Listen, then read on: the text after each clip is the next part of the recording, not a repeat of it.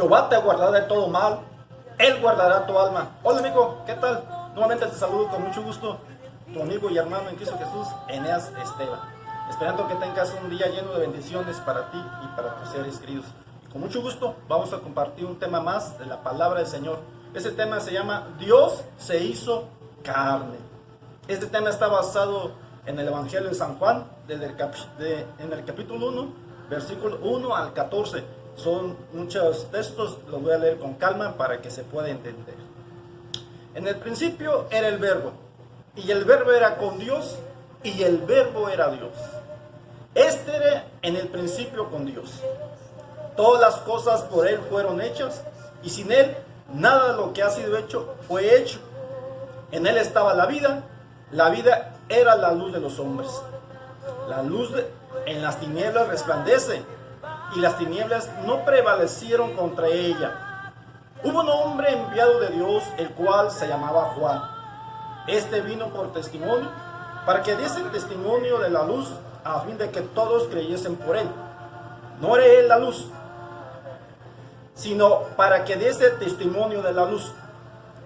Aquella luz verdadera que alumbra a todo hombre venía a este mundo. En el mundo estaba, y el mundo por él fue hecho, pero el mundo no le conoció. A los suyos vino, y los suyos no lo recibieron.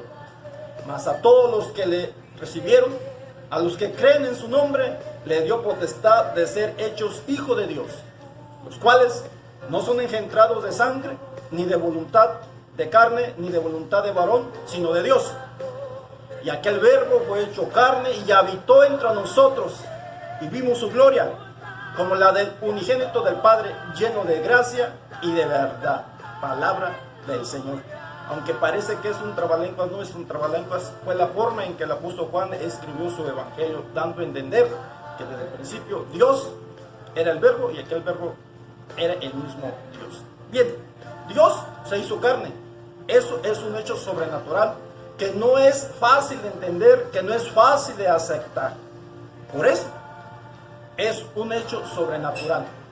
Y hoy en día muchas personas que no quieren aceptar, que no quieren creer, le buscan formas de contradecir la palabra del Señor simplemente porque no quieren aceptar.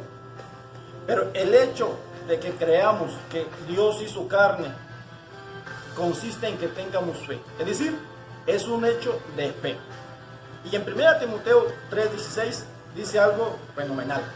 Dice así: e indiscutiblemente grande es el misterio de la piedad. Dios fue manifestado en carne, justificado en el Espíritu, visto de los ángeles, predicado a los gentiles, creído en el mundo, recibido arriba en gloria. Son 6 excelentes cosas que el apóstol Pablo describe sobre este misterio de Dios. Las voy a repetir una por una. Dios fue manifestado en carne, justificado en el Espíritu, visto de los ángeles, predicado a los gentiles, creído en el mundo y recibido arriba en gloria. Aleluya. Es un misterio de que Dios haya hecho carne porque la mente humana no alcanza a comprender la plenitud. Como algo de tal magnitud puede haber sucedido, como algo tan grande, algo tan maravilloso, algo tan extraordinario pudo haber sucedido, es lo que muchos se preguntan. Pero sin duda, este suceso fue la más grande forma en que Dios manifestara su amor para los hombres, para la humanidad. Por eso, en Juan 3:16 dice: porque de tal manera amó Dios al mundo, que ha dado a su Hijo unigénito, para que todo aquel que en él cree no se pierda, mas tenga vida eterna. Despojándose de su gloria, como lo dice en Filipenses 2, del 6 a 7, que a la letra dice de la siguiente manera: el cual, siendo en forma de Dios, no estimó el ser igual a Dios como a cosa a que aferrarse, sino que se despojó a sí mismo, tomando forma de siervo, hecho semejante a los hombres. Amigo, hermano, ¿sabes por qué no se aferró a su gloria? ¿Realmente sabes a qué vino Dios a este mundo en forma de hombre? La respuesta es por amor a ti y por amor a mí. Por eso, en Lucas 19:10 dice: porque el Hijo del Hombre vino a buscar y a salvar lo que se había perdido. ¿Qué era lo que se había perdido? El ser humano se había perdido del camino de Dios, de sus leyes, de sus conceptos, de sus estatutos, de sus mandamientos. lejos andábamos pecando. Y esa vida de pecado lejos nos iba a llevar a una vida eterna sin Cristo Jesús, a una vida eterna de sufrimiento. Por eso Él vino a buscar y a salvar al hombre, los que nos habíamos perdido. Este gran acontecimiento trajo consigo tres cosas. Veamos pues cuáles son esas tres cosas. Número 1, profetizado por Isaías y por Mateo, los cuales dicen así. En Isaías 7:14, por tanto, el Señor mismo os dará señal. He aquí que la Virgen concebirá y dará a luz un hijo y llamará su nombre Emmanuel. En Isaías 52:6 dice, por tanto, mi pueblo sabrá mi nombre. Por esta causa, en aquel día, porque yo mismo que hablo, he aquí estaré presente. Y ya en Mateo 1:23 dice, he aquí una virgen concebirá y dará a luz un hijo. Y llamará su nombre Emmanuel, que traducido es Dios con nosotros.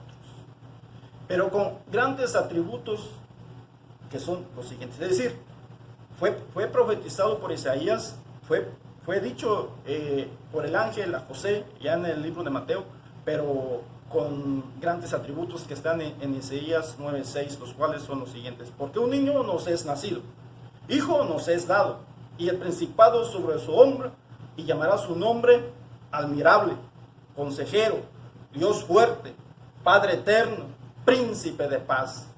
Escrito estaba desde antes de que naciera y se cumplieron cabalmente cada una de estas cosas. 2. La profecía que se cumple cabalmente en Jesús de Nazaret. Juan, que dirigía su evangelio a los judíos, tratando de demostrar la divinidad de Jesús, dice, en el principio era el verbo, y el verbo era con Dios, y aquel verbo fue hecho carne y habitó entre nosotros, aleluya. Revelando a los judíos que Jesús es el verbo del Antiguo Testamento, dando testimonio con esto de que Jesús es el verbo. Pero también el gran apóstol Pablo entendió muy bien esta situación, por eso escribe en Colosenses 2:9 de la siguiente manera, porque en él habita corporalmente toda la plenitud de la deidad. ¿Qué es plenitud? Plenitud significa que está pleno, que está completo, que está lleno, que no le falta nada ni nadie. Y en Romanos 9:5 el apóstol Pablo también dice, de quienes son los patriarcas y de los cuales según la carne vino Cristo, el cual es Dios sobre todas las cosas, bendito por los siglos. Amén. 3. El testimonio de Jesús. El mismo Jesús también nos dijo una parábola que nos ejemplifica por qué Dios se hizo carne. En Lucas 20, del 9 al 14 dice, comenzó luego a decir al pueblo esta parábola. Un hombre plantó una viña, la rentó a labradores y se ausentó por mucho tiempo. Y a su tiempo envió un siervo a los labradores para que le diese del fruto de la viña. Pero los labradores le golpearon y le enviaron con las manos vacías. Volvió a enviar a otro siervo, mas ellos a ese también golpeando y afrentando, le enviaron con las manos vacías. Volvió a enviar a un tercer siervo, mas ellos también a este echaron fuera, herido. Entonces el señor de la viña dijo, ¿qué haré? Enviaré a mi hijo amado. Quizás cuando le vean a él le tendrán respeto. Mas los labradores, al verle, discutían entre sí diciendo, este es el heredero, venid, matémosle para que la heredad sea nuestra. Con esta parábola Jesús nos da testimonio de que mucho antes de que Dios se hiciera carne, antes de que Jesús viniera a este mundo, ya estaba escrito. Dios ya nos había hablado, Dios ya nos había enviado a sus profetas, a sus hijos, para que nos hablaran su palabra, que volviéramos a su camino de salvación. Y el ser humano, la humanidad, no hacíamos caso, no revelábamos, no hemos aceptado.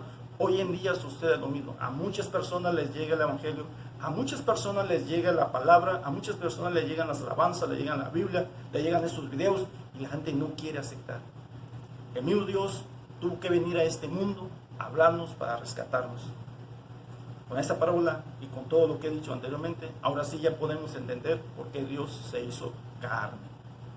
Conclusión, aunque lo negara, para la iglesia primitiva no había duda. Dios se había hecho carne en Jesús. Todavía algunos lo siguen negando. Pero con toda seguridad, amigo, quiero decirte que Dios hizo carne en Jesucristo. nuestro Salvador. No lo dudes, cree en Dios, cree en Jesús como tu Salvador. ¿Te das cuenta de lo que esto significa? Que el Creador que estaba en el principio, creando todo, por amor a ti, por amor a mí, tomó forma de ser humano y vino a morir en la cruz donde nos correspondía a cada uno morir por nuestros pecados. Pero Él tomó ese lugar. ¡Qué acto tan sublime! Ahora te hago una pregunta. ¿Cuál será tu respuesta ante semejante acto de amor? Analízalo. Y cuando tengas la respuesta, dísela a Dios. Amigo, el resumen del día de hoy es el siguiente. El tema se llamó Dios se hizo carne, con 3 partes. La primera, profetizado por Isaías y por Mateo. La segunda, la profecía que se cumple cabalmente en Jesús. Y la tercera, el testimonio de Jesús. Amigo y hermano, dale me gusta a este video. Compártelo con más personas para que conozcan a la palabra de Dios y se puedan acercar. Y suscríbete al canal. Se despide de ti tu amigo, recordándote lo que dice la Sagrada Escritura. Así dice el Señor. Buscadme y viviréis. Bendiciones. Hasta luego.